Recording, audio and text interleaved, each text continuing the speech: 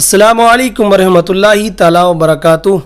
आज की इस वीडियो के अंदर हम एक बहुत ज़रूरी मसले पर बात करेंगे। मसला छोटा है लेकिन बहुत ज़्यादा अहम है।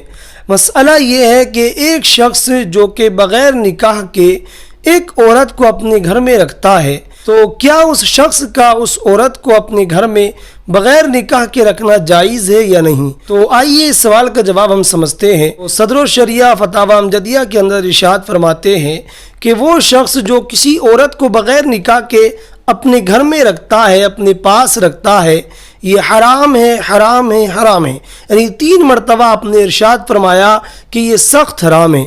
ऐसी सूरत में जो उसने मर्द ने उस औरत से क़ुर्बत हासिल की, ये सब खालिस ज़िना है, और उस औरत से जो औलाद पैदा होगी वो वलदुज़ ज़िना है। ऐसी सूरत में जो वहाँ के बाशिंदे हैं, जो वहाँ के रहबर हैं, उनको चाहिए कि वो उस शख्स को सख्ती से मना करें और उस औरत को फ़ौरन उस मर्द से जुदा कर दें। लेकिन अगर ऐसी सूरत में भी वो नहीं मानता है, उस औरत को ख़ुद से जुदा नहीं करता है, अपने आप से अलग नहीं करता है, तो चाहिए कि जो भी वहाँ के लोग हैं हर शख्स उससे क़त्ए ताल्लुक़ कर दे, उससे मेल जोल को बंद कर दे। चूँकि वो औरत अगर अभी उसके पास रहेगी, उसके साथ रहेगी, तो जब उससे क़ुर्बत हासिल होगी तो ऐसी सूरत में वो खालिस ज़िना होगा और उससे जो औलाद पैदा होगी वो वलदुज़ ज़िना होगी।